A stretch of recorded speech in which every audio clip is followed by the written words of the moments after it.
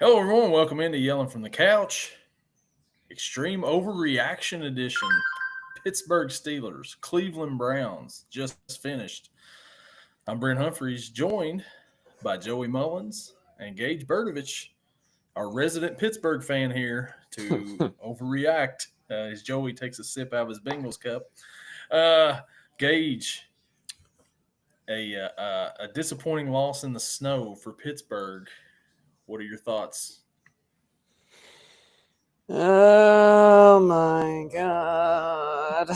That's that was bad. You can start calling me George Pickens because I feel like I'm about to crash out. Um, man, that was horrible. Bad play calling for the most part. Bad use of the timeouts. Why would you not decline the penalty kind of towards the end of the game to make it 4th and 2 instead of 3rd and 7? I I don't even know what to say. I was just happy. You know what? Justin Fields got to throw the ball. He threw a moon ball. It didn't get caught, but that was more moon balls than what we saw out of Russ. So at least there was that, I guess. I don't know. This sucks. So This you really sucks. you mentioned you mentioned the end of the game there with the penalty. First off, how is that not intentional grounding to begin with? That's what There I was thought. nobody in the area. He didn't get out of the tackle box. He didn't get back to the line of scrimmage, and they call illegal touching on that. Should I have been. I think it's because the lineman touched it out of midair before it hit the ground. I think that's why they called it that, but I don't know. I thought the same thing, but in the end, it worked out for the Browns for the lineman actually being stupid and trying to catch it. Um, God, I don't know, So man. that was the first part of that sequence right there. Like, maybe intentional grounding could have been called, but then when they decided to call illegal touching, they asked Tomlin, "What do we want to do here?" And he says, "Decline."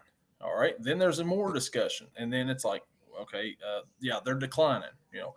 A second time they've said they're declining, and then they come back and they're like, "No, no, no, wait, hold up, we're accepting the penalty. We're going to move them back, 3rd and 7." What is going on? Like, I almost feel like what are that we should doing? be like a delay game because you shouldn't be able to go back and forth. Oh, I see the offense is staying out there. Actually, let's accept the penalty. Yeah.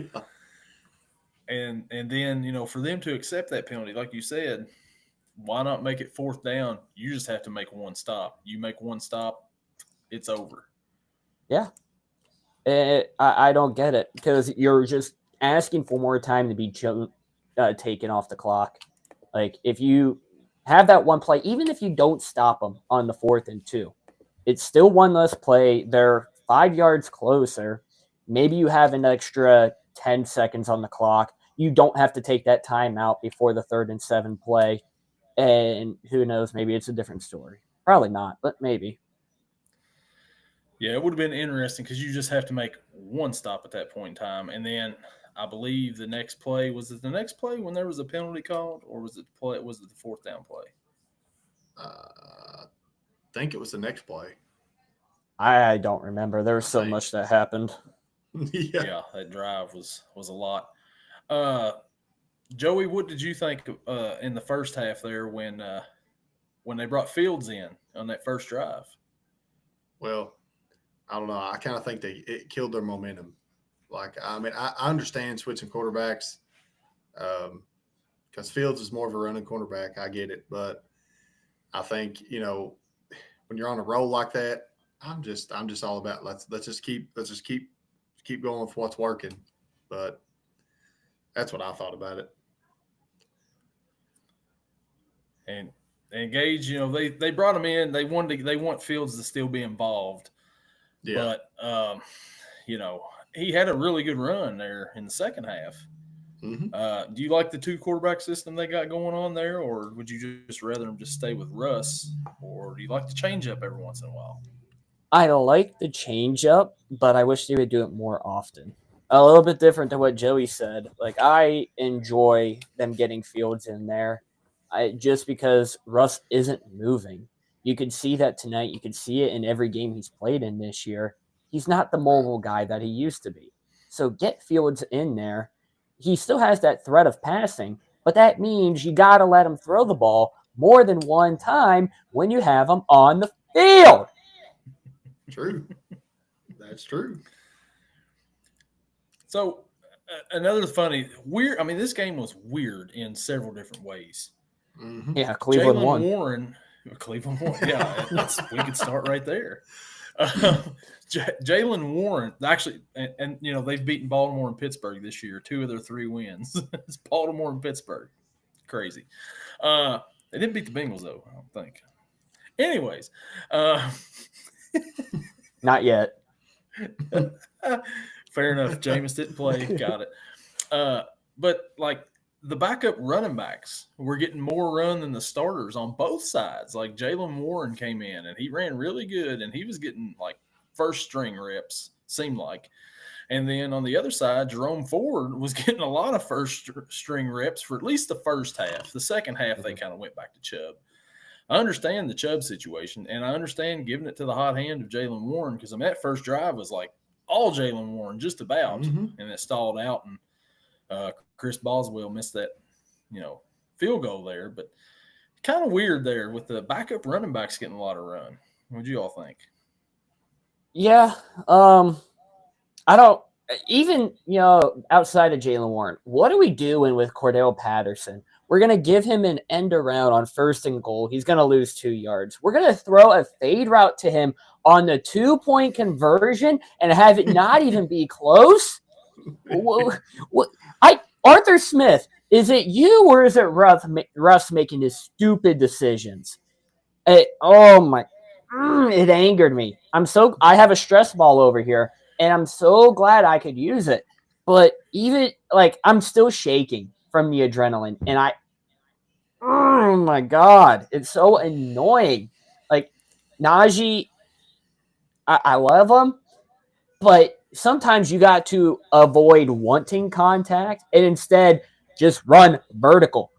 Take the yards. There was an open hole, I think 3rd or 4th down, maybe. It had to be 3rd down because there was a play after. Third. Yeah, it was 3rd. Yep. There was a hole. He juked into contact. Mm-hmm. What are you doing? Mm-hmm. Oh, my God. And for the Browns, I mean, Jerome Ford killed us last year, so I can understand the idea of going back and forth.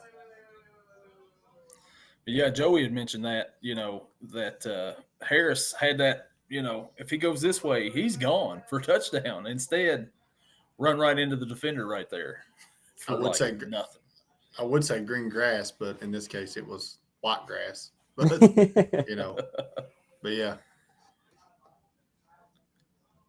Yeah, so what about the 12-yard punt in the game, too? Oh, that. From which team? Because both punters had one like that. Yeah, I was going to say. Well, yeah, I think the Browns was due to the wind, and I think that the Pittsburgh punter, it just off the top of his foot. They showed the slow-mo. It did shank off the top of his foot. It did. Oh, yeah, no, y'all don't have to remind me on here. Man. Oh, yeah, we're just going over the plays, the big plays that happen, the weird plays that happen, and the block out of bounds. Did you see that? Yeah. No, not the block out of bounds. I'm going to throw you 3. I'm going to push you three rows into the stands by Dean. But actually, that one was that wasn't Bishop. That was Casey, I think. So it was Casey. Yeah. The announcers thought it was Beanie Bishop, but it was very clearly 23.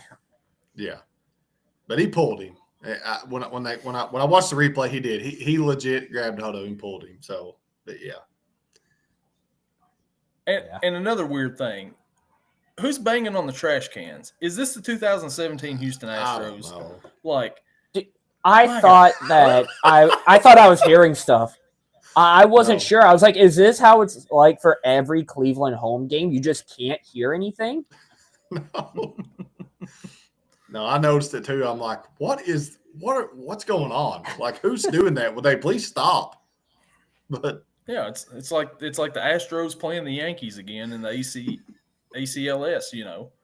yeah. Stealing signs here. Maybe that's why Cleveland won. They Maybe. stole signs today. Pittsburgh's going to do a play action. Let's start banging on it. That's what it is. We figured it out. I'm going to roll with that theory now whenever someone asks me. There you go. And why did Pittsburgh attempt a 58-yard field goal at the beginning of the game with the wind the way it was? I think just because it was Boswell and they usually can depend on him, even usually in poor elements. Throughout his career, he's been a great bad weather kicker, so I think that's why. But I don't know. As soon as he missed that, I was like, all right, game's done. Cool. I was almost like, can we just do the overreaction now? Because that's that snapped Pittsburgh's 22 quarter scoring streak. Yep. No score in the first quarter for them. Yeah, they also went 6 of those quarters without scoring a touchdown, so I really don't care about that. I mean, at least 4 of those quarters was against Baltimore, and they were able to win. But it feels like the Bengals' offense against the Chargers in the first half. You got to score a touchdown, bro. Ooh, yeah. That hurts, but it's true. That hurts, but it's true. It is 100% true. So watching this game early on, things I didn't know, Mike Vrabel is a part of the Cleveland Browns coaching staff. Maybe that's why they won tonight. Yeah, I didn't know that either until whoever the announcer was said it. I was like, oh, cool. Hi, Vrabel. Nice to see you. Yeah. Oh, that's where he went after Tennessee. I mean, he wasn't great. He was a good coach. But maybe helping out the Browns a little bit here. Helped them tonight, apparently. I don't know. Vrabel has a thing in his career for beating the Steelers, so it wouldn't surprise me. But something I was just looking at, Najee Harris had 16 carries. Jaylen Warren had 11. It didn't feel like it. No. It felt like Jaylen Warren had 20 carries to me. It did. Warren was in the game quite a bit. Seemed like he'd got a lot of touches. It felt like. And then my big question is, you see what the Browns are doing. They're chipping TJ. They're doubling them. Running backs hitting them. Tight ends hitting them. We have Dan Moore going against Myles Garrett, and barely anyone else is touching him. And yeah, because, why not, right? Like, oh, yeah, let's just always put our running back on a route or put him on the opposite side of Russ where Myles Garrett is at, because that's fine. Garrett isn't, a former defensive player of the year or anything. Number 1 pick, Yeah.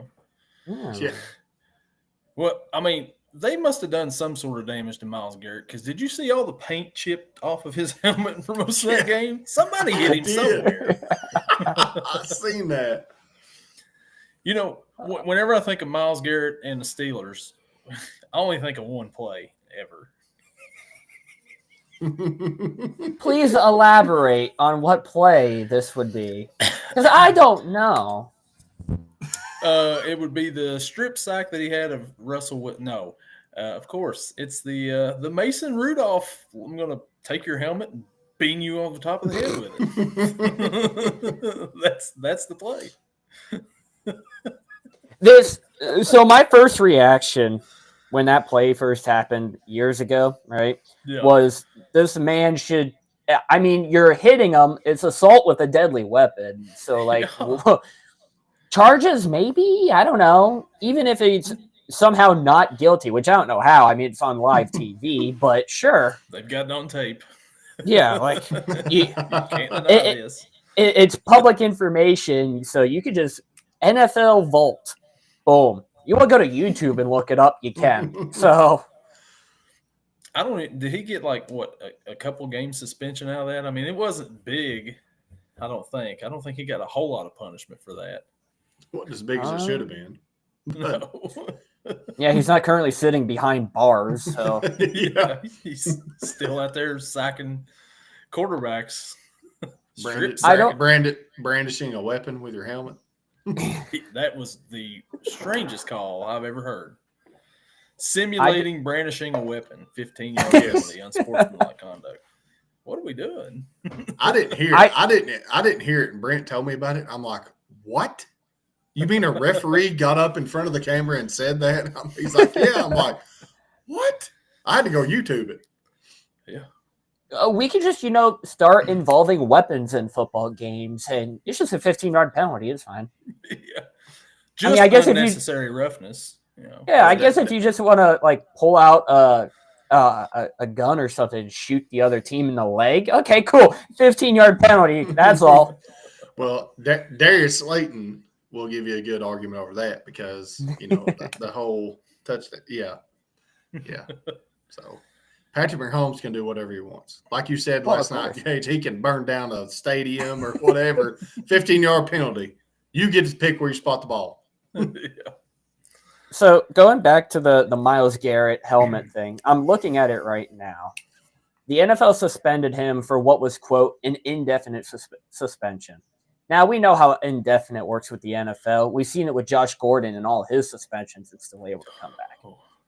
But multiple people were fined. 33 other players besides the two main ones were fined $3,000, $250,000 fine for each team. Myles Garrett was fined $45,623. Somehow, Mason Rudolph was fined more than that, and he was fined $50,000. And he's the one that took the helmet shot. Right. Yeah. I don't know how he didn't enter a concussion protocol from it. I don't know. Immediately. Yeah, and he didn't go down. He was just like, hey, what was that? Yeah. Oh. Hey, ref, did you see that? Ref's like, nope, didn't see nothing. Carry on. You are throwing a flag, right? Oh, so another strange thing from the game. I still don't really understand the kickoff, I don't guess. The ball was touched in the landing zone, but down in the end zone. Since it landed in the landing zone, the ball goes to the 20. Whereas if it would have went to the 30, it would have landed if it would have landed in the end zone, it would have went to the 30. I understood that, but I figured since the Browns player touched it at the 1, muffed it, took it into the end zone and kneeled it, that it should have been a safety or something because they didn't blow the whistle right away. That's what I thought. But they're saying since it landed in the landing zone and then he picks it up and then drops it, that it's considered in the landing zone. So then I guess if you catch it at the 10 and you want to run backwards 10 yards and take a knee, you still get the ball at the 30? I mean, they need to somebody needs to explain that to me. But it went to the 20, didn't it? It went to the 20, didn't it? Because it landed in the landing zone. Yeah. Yeah. So basically, that's weird. Like if you catch it at the 7 or the 10 and you muff it and the team's about to tackle, you just pick it up, run to the end zone and kneel it because then at least you get 10 extra yards out of it. Yeah, that's what I'm understanding from it, which makes absolutely no sense to me. But that's what they rode with on that. And I was like, I thought I knew the new kickoff system, and obviously I still don't know it.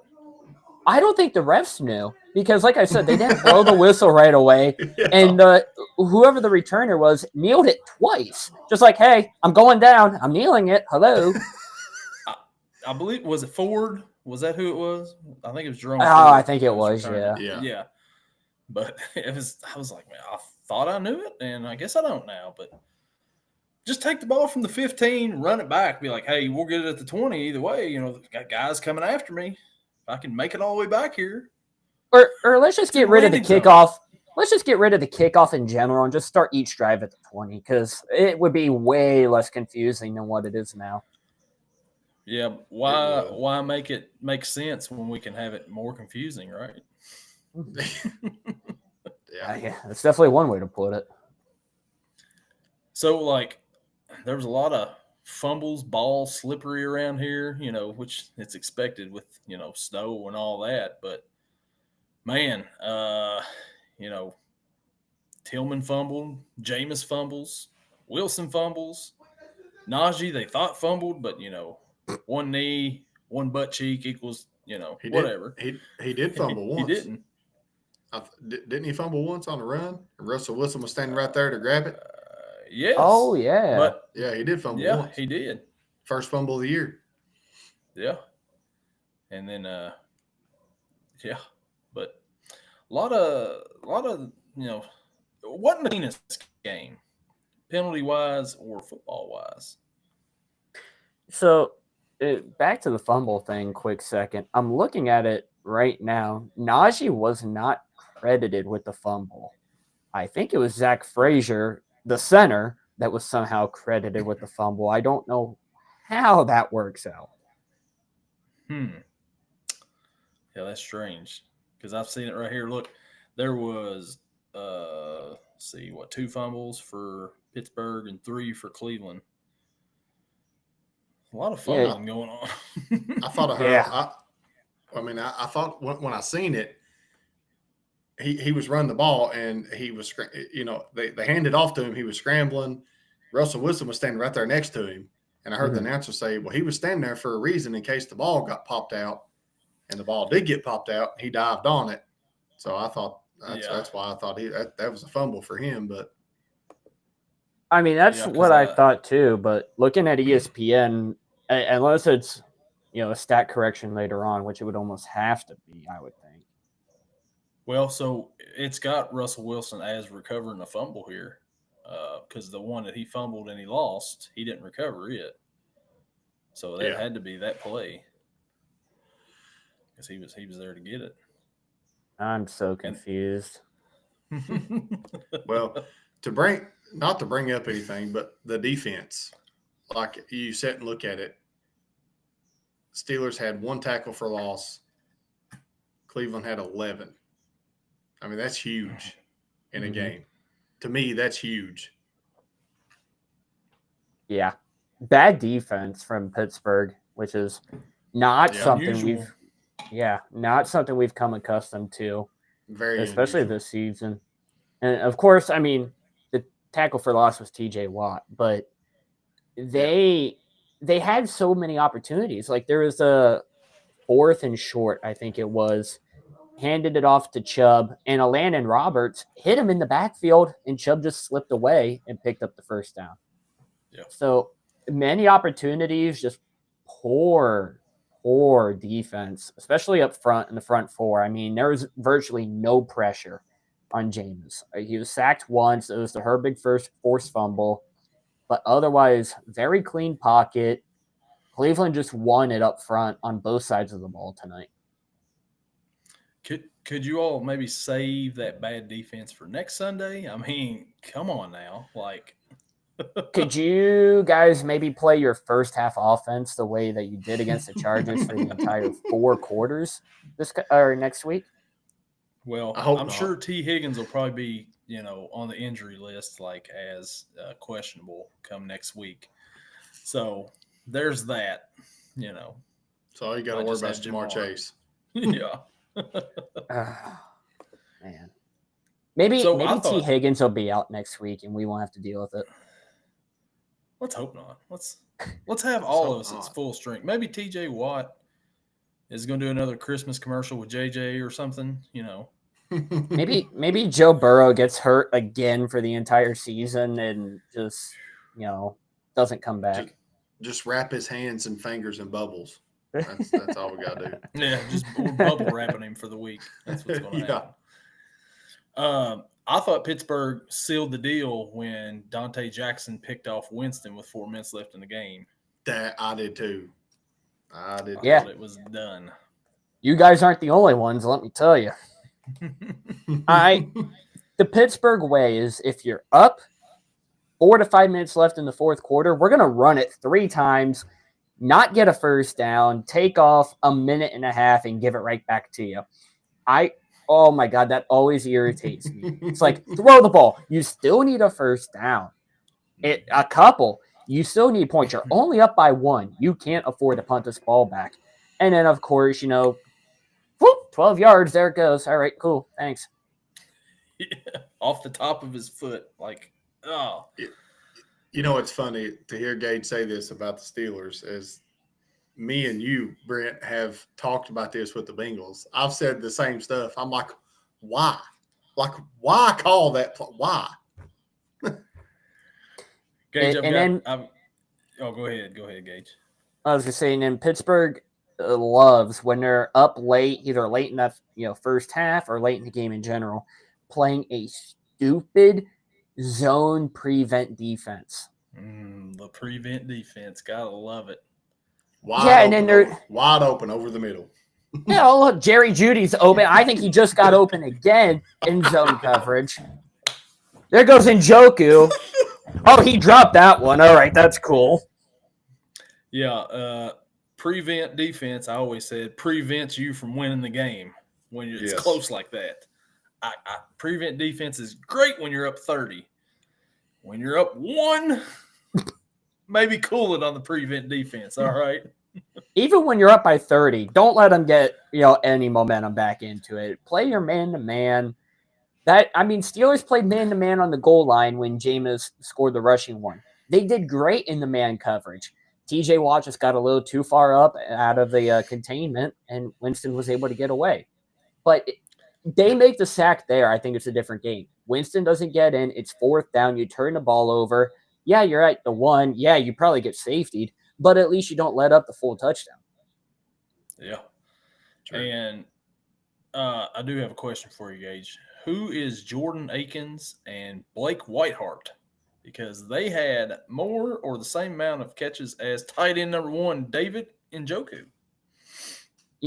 Akins, I at least knew when whatever his last name is, made the Whiteheart, whenever he made the jumping catch over Dante Jackson, I'm like, hey, Dante, maybe put your hands up. Do something. Don't just stand there and watch this guy who just got called up from the practice squad go over top of you and make this catch. Spectacular catch. But don't let him do this as you're the vet. He's a nobody. And you're just, oh, sure. You want it? You can have it. Cool. And then, Njoku had 1 catch. Then he had one wide open in the end zone. Drops it. But then the 2-point conversion, he makes a whatever kind of crazy catch on that. But the one right to him, it just, boop, gone. I'm like. It was a harder catch. It's a more difficult catch. I'm like, what are we doing? I guess he was trying to make up for it. For George Pickens, there was the first deep one in the end zone before Austin scored. Had the guy beat by 3-4 yards. I don't know if Russ missed through the ball, if George didn't run as vertically as he wanted him to, but that one missed it wide open. And then the Justin Fields deep ball to Pickens. 1-on-1, you had the separation. The ball landed in play. Hello, Pickens, you're not doing good tonight, really. Yeah, at least on the deep ball. Do something. I don't know. Division rival, do something. If it's not Cleveland or Cincinnati or Baltimore, I don't care. But against division rivals, we could go 6-9 every season. I don't care. But as long as those 6 wins come from within the AFC North, I'm happy. I just dropped something, and I don't know what I did.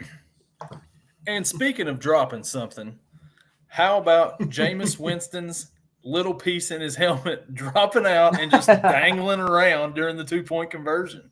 Yeah, and then he gets it anyways. I'm like, okay, you know what? Jameis just needs to call his own plays.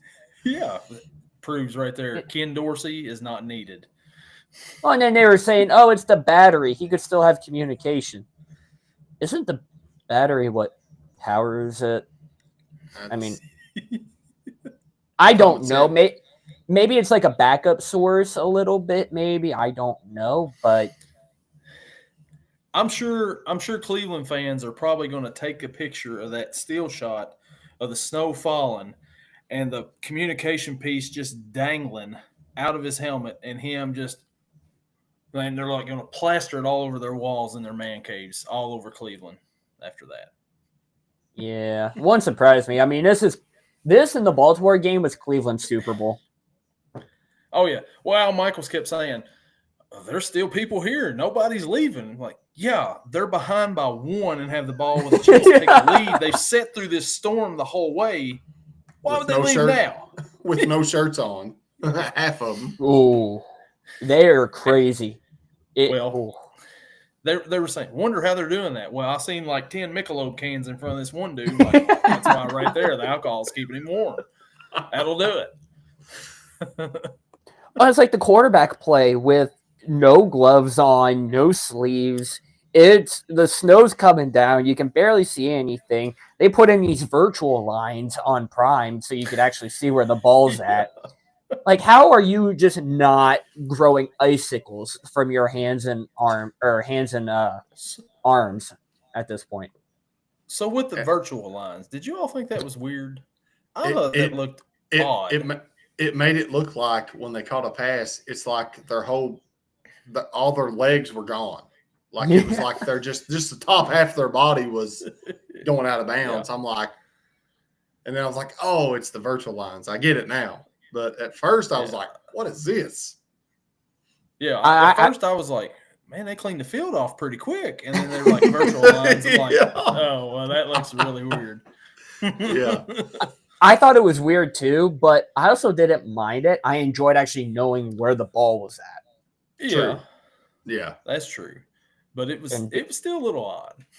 Oh, it was definitely odd, but and then getting inside the 30, I'm like, okay, I don't want to know where the ball's at anymore because we can't do anything with it anyways. Well, I think Pittsburgh had the ball down like they got it down to like the 1, and there you couldn't tell where the end zone was, like even with the lines. Mm-mm. So, I mean, I don't know how it helped when you got down that far, but I was just like, oh, are you sure they're at the 1? They're not at the 5, the 6, maybe? Can't tell right there. Oh, Jalen Warren crossed the goal line? Dang, I didn't even know where it was at. So, Russell Wilson, 270 yards, 1 touchdown. Like you said, he didn't play bad. No. And then Jameis, he had 219, no touchdowns, and a pick. And they were talking on the broadcast. They're like, yeah, he's a gunslinger. And I'm like, yep, we know. He tried to fit that one right in between 2 defenders to Njoku right there. About got picked. Yeah. He had another one that should have been picked. Beanie Bishop just wasn't able to get over quick enough. Yeah. I mean, you know what? We got an interception. Haven't had one. Didn't have one again. Oh, did have one against Baltimore. I'm talking crazy. But it was nice to have the turnover. The defense, you had, 4 total turnovers. You had the interception, 3 fumbles. You let up 24 points, though. I don't know if it's the defense to blame or if it's the offense to blame for how long the defense is out there. Yeah, it could be a little bit of both on that end, but it's frustrating. In any sport, when you get a turnover, you need to cash in. You need to make it count. If you get a turnover, at least get a field goal out of it. Turned into points. And how many times tonight did Pittsburgh turn the ball over on downs? If you don't do that, if you just punt on those 4th downs, we may have a different game. 3, I know of 3. I might be wrong, but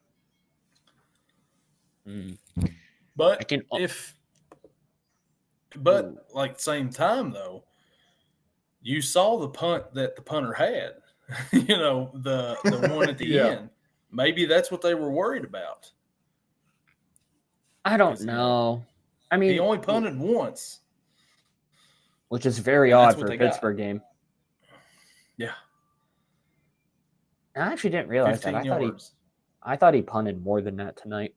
But, I mean, still, though, why are you taking that chance? You're going for it on 4th down on your own side of the field. Like, you're not doing a fake punt. Like, come on. Yeah. Yeah, now that right there on your own side of the field, that's a little bit different there. But And I'm like, oh, gee, 4th down. They're going for it. 4th and short yardage. They're going under center. I wonder what's going to happen. And, of course, Jalen Warren. Oop. Yeah. That was like the first drive of the second half. Tillman fumbled the ball. And then Pittsburgh got it back, and then they turn it over, 4th and inches, give it right back to the Browns. It's like, well, there goes all that momentum they had from that turnover. Yeah, and like I said, even if you just punt it away on 4th down, the momentum doesn't really swing that much. You're not giving Cleveland as short of a field. If you're going to go for it on 4th down, and say you do what they did a couple times, you bring in Justin Fields. Well, if you have a stacked line up front that is full of tight ends in your offensive line, guaranteed you the defense doesn't think you're going to throw it. And they are going to hone in on the run and just try to stop Justin. He might hand it off to Najee or Warren, but chances are he's going to take a quarterback power and try to go left, right, or up the middle. Why not, if you're Russ and you're going under center, do a play action. That is one of the things that's been working out great for them this year, is to play action to Freiermuth or Darnell Washington. But instead you decide, let's see what happens. And you get stopped in the backfield. Yeah, it's easy for the defense too when they can tell what's happening. They already know what's going to happen, so that's easier to stop on them short yardage situations. If I can sit here in my chair and go, yep, run up the middle with insert running back name here,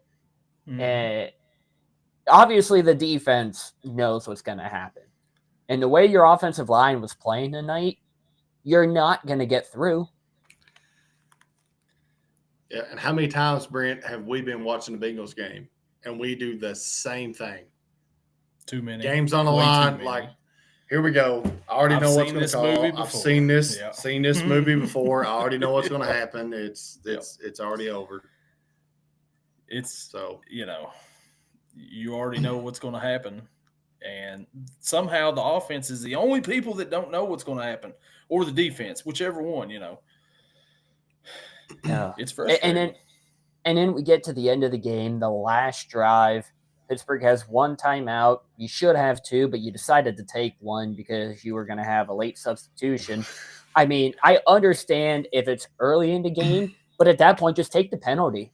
You let them get closer to scoring. Yeah, save a timeout. Save a timeout. Save a couple seconds on the clock. And you have to get chunk plays under a minute to go, and instead you decide to take your check down. You take an 8-yard curl route that Freiermuth somehow doesn't get the first down on. I thought he had it, but obviously did not. And then you dump the next one off to Jaylen Warren. And instead of trying to get out of bounds, again, you decide to take on contact. Get out of bounds, save your timeout. Russ won't take 15 seconds to get everyone up to the line and get the play going. My roommate texted me. He was like, Russ just took 15 seconds off the clock trying to get everyone situated. I'm like, yeah, I know. Like, yeah. It's like, what kills me with these teams, and the Bengals do it all the time. First half, blow your timeouts, whatever. Don't care. You want to burn them all up in the first quarter? I do not care. It's when you go into the third quarter and there's 7 minutes left, you're down 3, and you're getting a play in late, and it's like, timeout. No, we're going to need that in the fourth quarter. We're going to need all those in the fourth quarter, one way or another. Save them towards the end. Don't be burning them right now, because you're definitely going to need them later. And that's kind of come back for Pittsburgh today, burning timeouts early. I would rather save the timeout, take the 5-yard delay a game, get everyone resituated. You have that timeout then for when you need it, like you did. Yeah, that's one of my things that it irks me about the Bengals, especially they do it. I know they do it, and like I've seen Pittsburgh do it today too. And after tonight, part of me is, I know it's not going to happen, but part of me wishes that they would start Justin again. Because he provided that spark. When he had that 30-yard run on the option down the sideline, you could tell everyone was kind of pumped up. And then they put Russ back in. Russ isn't moving. And it's like, okay, get sacked. Great. Myles Garrett somehow one-on-one with either Zach Frazier, poor rookie, or Dan Moore. And it's like, what are we doing? Like, they kept Fields in there for a couple plays in a row. I was like, oh my God, they're going to do it. They're going to keep Justin in there. They're going to let him throw a bit, let him run around. Maybe, Wilson's a little bit cold. Maybe he had to tap himself out. And then, he comes back in. Yeah. And then he comes back in. I'm like, okay, never mind. It was nice while it lasted. Well, Cleveland kind of took that strategy a little bit too. They had a DTR come in for one play, and I'm like, uh-oh. I don't know what that was about. Like, he just handed it off. It didn't even look like an option. It was just an inside handoff. Like, what? And he handed it off to Chubb and ran straight to the sideline as soon as he handed the ball off. Like, didn't stick around for nothing else. It's like, that's all I was here for. Like, I'm glad you did your practice all week of just handing it off for one play and then running to the sideline, because that's all you're needed for, apparently. I guess James got a little cold. I could have did that. I couldn't right now, but I could have did that. If you're going to pay me $100,000 to run out for one play, catch a snap, and hand it off, where do I sign? Yeah, no kidding. Because, there was no contact with him or anything. Like, no. That was weird. That was weird. That was really weird. Really weird. But, I guess it worked out in the end for him. I don't know. Gage? Unfortunately. I don't mean to keep bringing up things here, but, this is the overreaction. You made a trade a couple weeks ago, the Steelers did. Where was Mike Williams tonight? Who? Sorry, I don't recognize that name. He now has 3 games in Pittsburgh, has 1 catch for 32 yards and a touchdown. It was great the first game, but he was out there on the Hail Mary. Your Hail Mary from Russ did not, your receivers weren't ready. And you could tell that. Mike Williams was the closest one to the ball when it got knocked down. I'm surprised he didn't try to make a diving effort, but he might have got hurt and be put on the IR for the rest of the season, just like Roman Wilson is right now, and just like Mike Williams has done his entire career. Yeah. They had mentioned when they said Van Jefferson may be out, he's questionable for the game, and he ended up coming back. They said, this could be a huge spot for Mike Williams. I'm like, never even saw him in the game. Is he out there? And when you're telling me Van Jefferson is getting more time than Mike Williams, Mike, you might want to step it up a little bit in practices or game time, because God, that's awful. Jefferson had the 1 catch that was like 22 yards. He ended up with another one. He had. I gotta look now. 2. What? 2 catches? Yeah, 2 for 39. Okay. And one of them was 35 yards. Yeah. Yep. So, Mike, if you can't do that, I don't know. Maybe Aaron Rodgers wasn't wrong about you. Yeah, and Aaron Rodgers seems to be wrong about a lot of things lately. So if he's not wrong about you, then that's saying a lot, because he's got his coach fired, he's got his GM fired, he got his best friend over there who's not playing very good. Yeah. And he's about to get benched. Yeah. Yeah. For Tyrod. Did we figure out it's Tyrod last night? I think it's Tyrod, yeah. It's Tyrod. It is. But yeah, yeah. At least the other trade worked out. Preston Smith, ever since coming over from Green Bay, hasn't been bad. I'm not upset. Gave up, I think, a 7th rounder for him. I'm not upset with what he's been doing at all. Yeah, I actually seen him on the field today. At some points of the game. He actually made plays. Yeah. Yeah, he's just not out there collecting a paycheck. I wonder how much Mike Williams is making. He may have a better gig than DTR, actually. I don't know. Let's see here. His contract with the Jets was 1 year, $10 million. So I don't know exactly what the Steelers are paying. Oh, they're paying $627,500 of it. So overpaid. Yeah. to go out on a game whenever it's a Hail Mary and none of your receivers are looking, and to be the closest one to the ball. Sign me up. Maybe you'll get in for a run play and block a little bit, but Yeah. That's it. Well, I noticed that. I noticed that on the Hail Mary play. Like none of the Steelers receivers were even they didn't even know where the ball was. Mm-hmm. Like, And I don't know. I was like, what? I don't know if that had a bit to do with the weather. Like, I can't imagine how hard it is to see a ball flying from, True. 45 yards high in the air in the snow. True. But obviously the Browns could see it. Russ. Denzel Ward saw it. Russ did take a hard hit there from, I think it was Delpit that came in on the late rush. But I don't know if that affected it.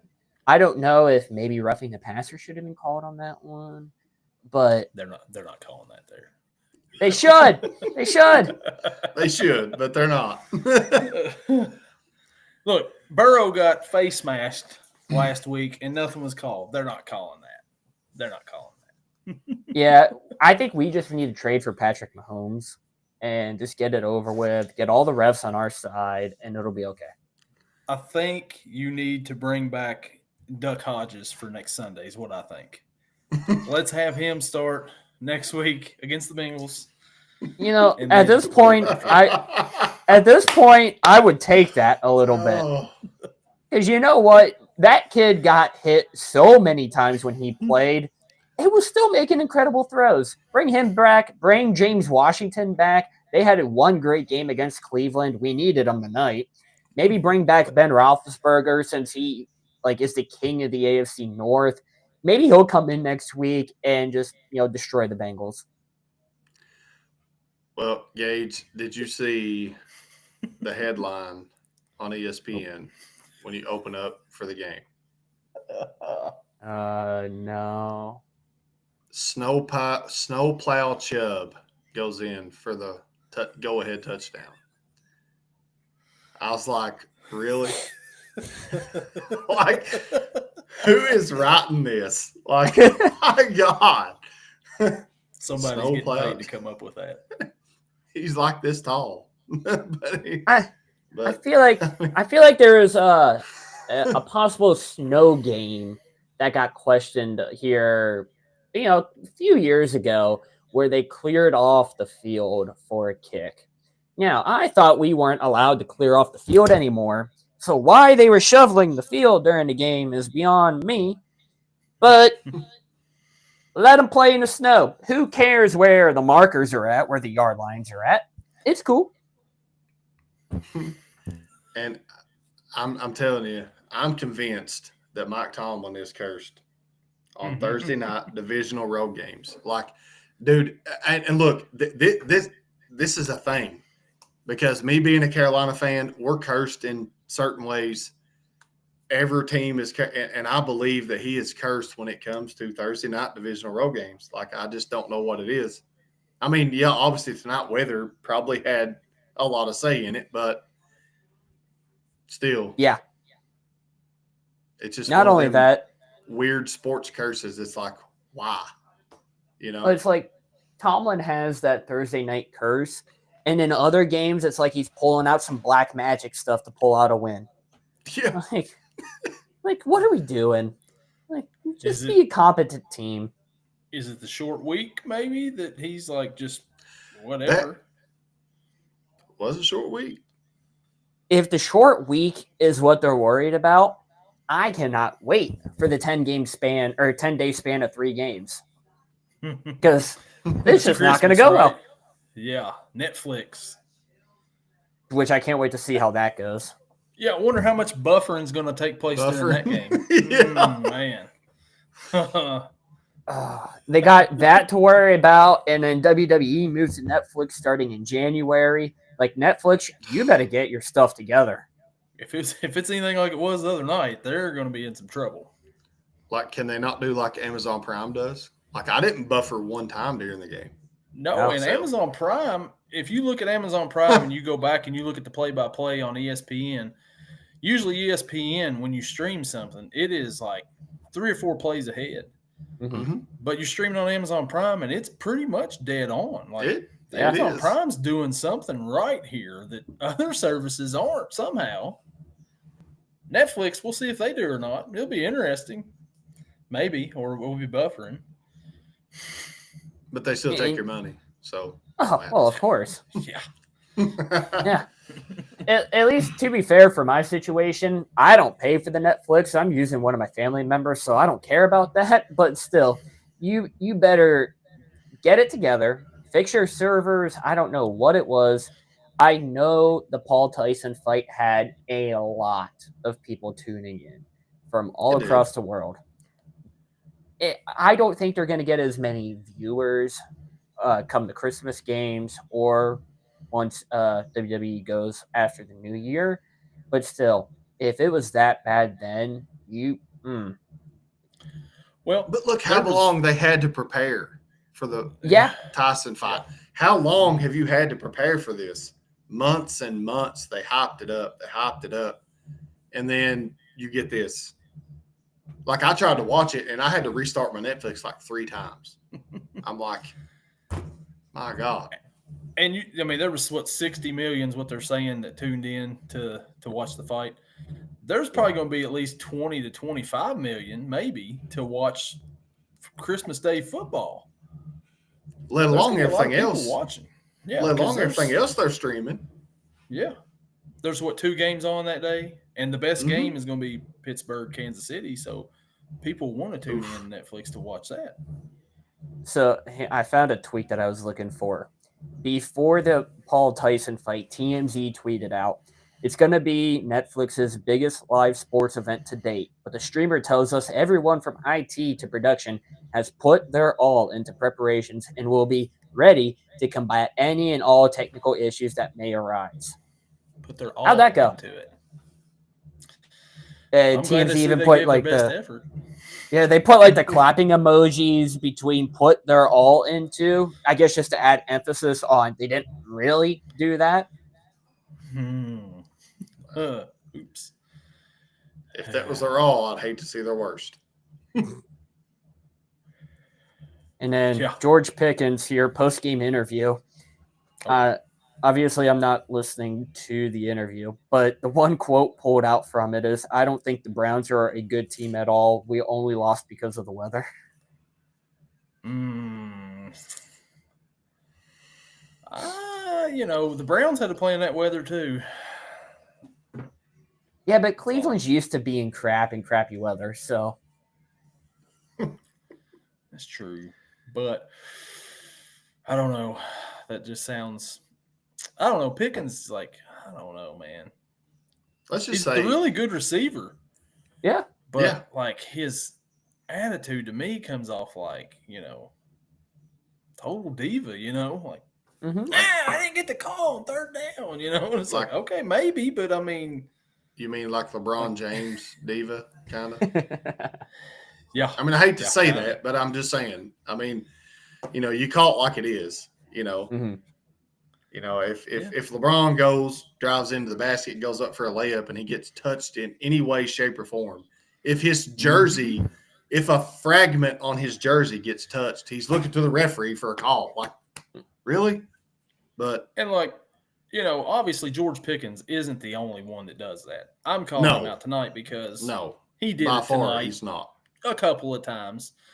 But it's like in the NBA, like you said, LeBron does that. But then you have newer players coming up. Luka, every time something happens to him, he's going to the referee. The Joker, every time they're always like, every one of them, everybody's starting to copy that.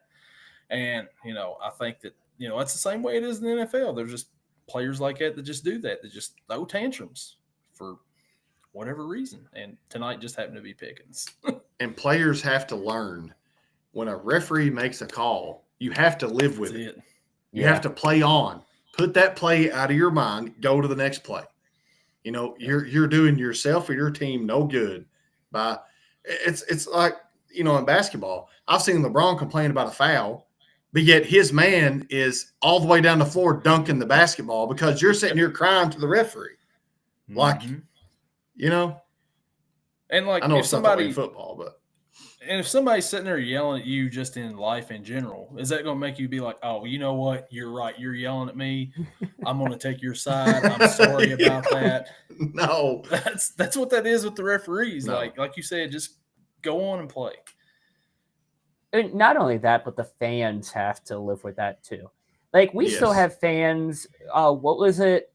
Oh, I can't remember the game. I think it was a Rams game a couple years ago, championship game, and should have been pass interference in the end zone. I forget who the players are that were involved, but the receiver just gets blasted before the ball's even there, and fans now are still like, should have got that call. Should have got that call. I think it was the Saints Rams. I think. Yep. Yeah, it was. Because the Saints fans were trying to get it petitioned to come back. Yeah. But it's like the other day with the Bengals with the face mask. They said the Bengals were petitioning the NFL, and I was like, okay, first off, no, they're not. And second off, they didn't call it on the field. It's not going to get changed. Even if they did petition it, it doesn't matter. The game's already done and completed. You still lost the game. You still lost the game no matter what. It's like if you do petition it, say you win. All right, cool. There's still a minute and a half left in the game. Yeah. Now what? You can't determine the outcome. Yeah. Do you call it a draw? Do you say, you know what? You guys, you have to travel across the country, go back, play in this team for another minute and a half, deal with whatever comes out, and then fly back home? Like, no. We're putting all three teams on the field at once, and whoever comes out with the most points after this time wins. Yeah, I mean, whoever leaves with the least amount of injuries, you guys win. There we go. Congratulations. Well, the reason why that's such a sore spot for me is because I've been a high school basketball referee and a middle school basketball referee, so I've been on that side of it before. I've heard the parents and the coaches and everybody calling you every name in the book, and and I've actually called calls before. Like in basketball, block charge call is the hardest thing to call. Mm-hmm. All right, so you call it, and afterwards you're sitting here thinking, man, I think I might have messed that call up. Okay, but you got to show confidence in it, and you're saying, okay, well, I saw what I saw. That's the way it is. If you start backing up, and like you said, fans and players have to learn to live because referees are human. You're not going to get every call right. It's not going to happen. So, well, replay assist helped the referees several times tonight. So, I mean, maybe they could help on some of these other calls, right? Well, I don't understand why replay assist isn't used. Yeah. Well, they used it several times tonight, I believe, because they'd be like, well, that come down from above there, that was short of the first down marker. And I'm like, see how simple that was? You didn't have to stop play. You didn't have to go to the monitor. It was simple for them to buzz down. If I could see that from my couch and I could call that in just a couple of seconds, they can do the same thing. So like you said, replay assist needs to be used more. I think it was used more tonight than it has all season in a game I've seen. Yeah, definitely. I think that when it comes to replay assist, I think, especially when it comes to the referees, if you think that there's a possible flag, just throw the flag down. It is much easier to pick up the flag and say there is no flag for this and this than it is to not throw the flag, running clock, team goes no huddle, and replay assist is trying to get you to stop the play for a flag. Fans are definitely not going to accept that if you go, there was actually a play on that or a flag on that last play. Yeah. And that way, if you do throw a flag, you can huddle up with the other officials while they check it on replay assist. And then, if you feel like you've got the right call or if you don't have the right call, you don't have to face it anyway. The replay assist will be like, oh, yeah, there was a flag on that play. Or, yeah, there wasn't a flag on that play. With all the Browns around them like they did tonight. I don't know how that happened. Yeah. The referees were huddled up and the whole team was around the referee huddle. I'm like, what is this? When I've seen this happen in other games, they're like, hey, get back, get back. Yeah. I'm like, what are we doing? It looked like they were part of the team at one point in time during that last huddle when they were huddled up. Gee, refs against Pittsburgh again. There we go. Oh, well, Gage, you got anything else you want to say about Pittsburgh? I mean, who does Pitt have this week in football? college football. Kentucky's got Texas at Texas. So, I mean, that's going to be a great weekend of football for me. Let me see here. Louisville. Oh, you've got to win that game. Well, you can't lose to them. Let's see. Come on now. I thought the same against Virginia, so I really don't know. But it's okay. I guess technically it's Friday, so it's tomorrow at 4. As a Louisville hater, you have to beat Louisville tomorrow. They've got to beat them. As someone who is currently hating the Pitt team, I have no confidence. So, well, look, Kentucky needs to win out to make a bowl game. So if they can beat Texas at Texas, we're still alive. I'm just glad we started out hot like we did to become bowl eligible. Because if we played like this at the beginning of the season, I don't know if we'd have any wins right now and even have the chance at a bowl. So last year, Joey had this kind of same thing that you did with his team, North Carolina. They were looking pretty good. Like, they were thinking maybe 4-team playoff. Undefeated start the year, was looking really good, and then they lost to – who did they lose to? Oh, yeah, that's right, Pitt. Yeah. And we lost to Pitt this year, but yeah, man. You got anything else on this Gage here? I think the adrenaline is starting to come down. I'm not shaking like I was to end that game. I still have the paper bag off to the side, so I might sleep in that tonight. Honestly, I don't know. It was just bad all around. If you could, send me and Joey a couple of paper bags as well, because we can sure use them. We'll definitely need them. I got 2 right here, ready to go. There we go. Shout out Target for the paper bags, because we don't use plastic around here apparently. But paper bags ready to go. Like I said, next time I do one, I mean, I may be having a paper bag over my head, or I may be putting clown makeup on. One of the 2 things, because I still support that team. I just know in our pick'ems, probably from now on, I'm just going to go against Pittsburgh. Because either way, it's a win-win. They win, great. They lose, I still win. So, well, so Pittsburgh, real quick here, we'll talk about the upcoming schedule. Not the easiest of schedules coming up, I don't think. What do you think? What do you think about their schedule coming up? I felt really confident before tonight. Because I was like, okay, we can beat Cleveland. We beat the Ravens once. Cincinnati's going to be a good game. Just because great defense, great offense. And I'm not talking about us for the offense.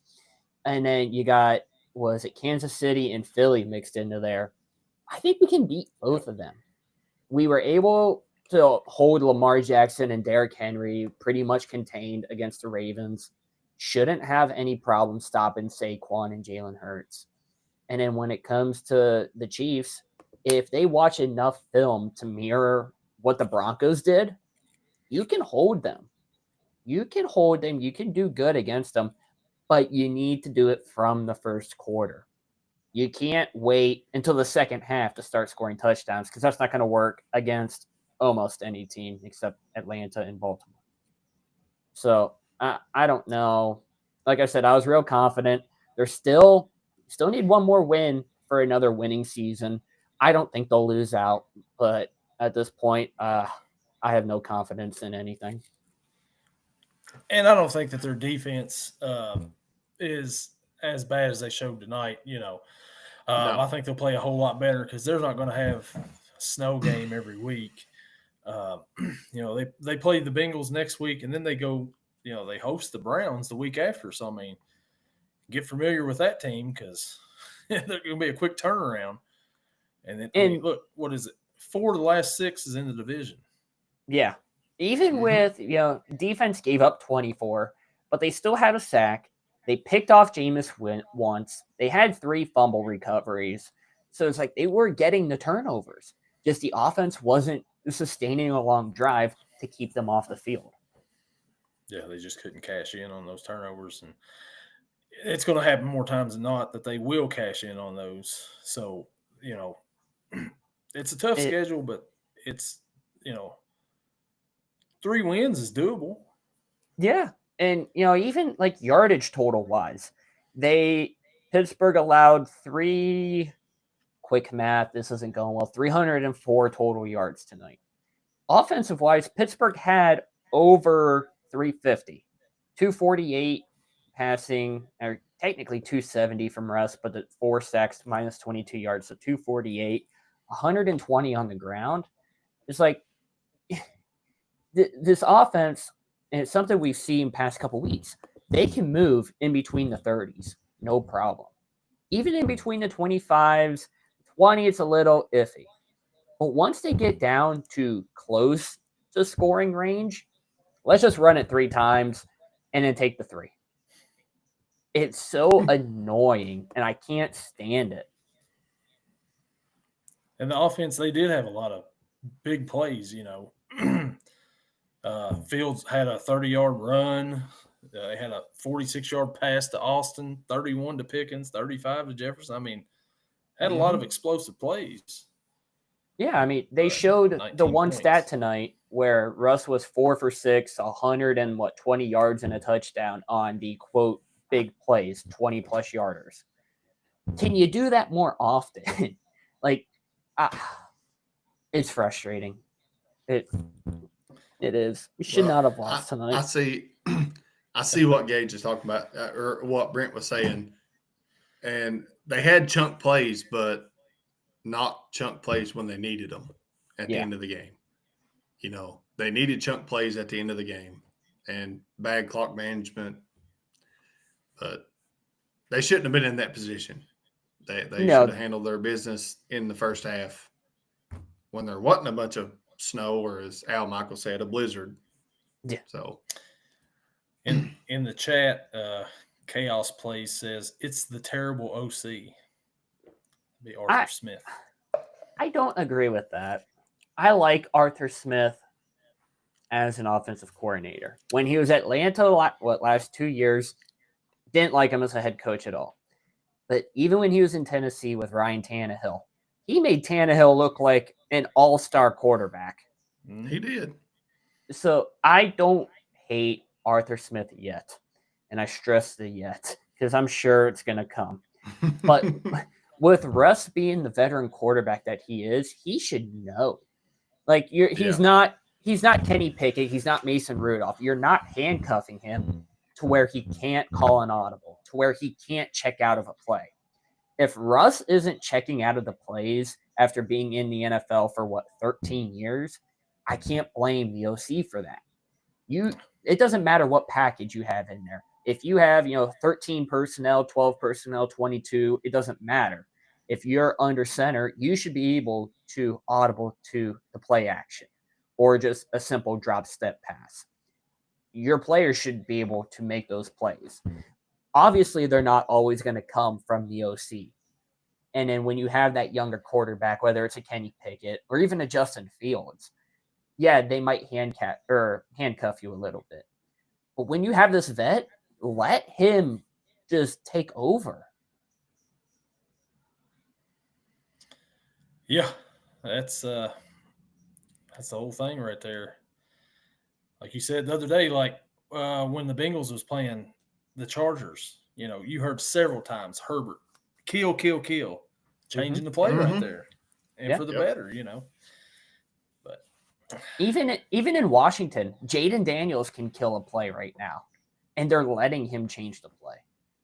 So it's like, obviously, just because you're a young quarterback doesn't mean you have to handcuff him, but a young quarterback also has to show potential.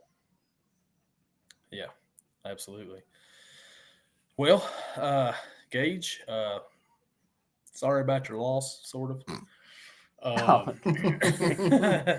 Kind of, sort of. Yeah. We'll see you next Sunday for the Bengals game.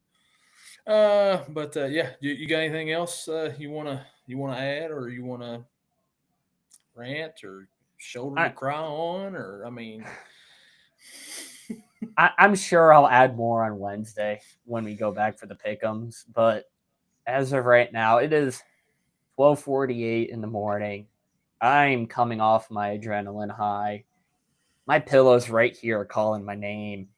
I think I'm going to go to bed. I don't know. Maybe I'm just going to sit here and cry for the next hour. I don't really know what's going to happen. Well, we're going to be here for the Bengals Steelers overreaction. You got to be here with us. Oh, I planned on it. I absolutely planned on it. And it's either going to be you and you happy and me sad, or me happy and you getting to hear it from me. I don't know which way it's going to go. Hopefully it's me happy. Well, Either way, bring it on. We're ready. Yeah. I love it. I love these discussions. I like it. This is awesome. I like Oh, it. yeah. Well, I guess tune in next Wednesday and see which way I go with my pick and see which way Gage goes with his pick. Ooh. I already know which way I'm going. I'm sure I can guess which way you're going. We might be going the same way. You know what's funny about this, Gage? I picked Pittsburgh in my pick 'em here, and you were like, every time you pick Pittsburgh, they lose. So could you go against it? Oh, wow. Maybe I did that on purpose. You know, wouldn't surprise me if you Surely did. not. Surely not. I should have just listened to Joey as he was chatting with us last night. I should have just been like, you know what? Switch up. Here we go. Give me Cleveland. Oh, well, that'll do it then for the extreme overreaction. Gage is going to go cry himself to sleep. And me and Joey will be back with our our college football pick'ems. And then me and Gage will be back next week before Thanksgiving, because we've got a feast of games on Thanksgiving and Black Friday, and make our NFL picks. But guys, thanks for hopping on here, and we'll see you all later. Later.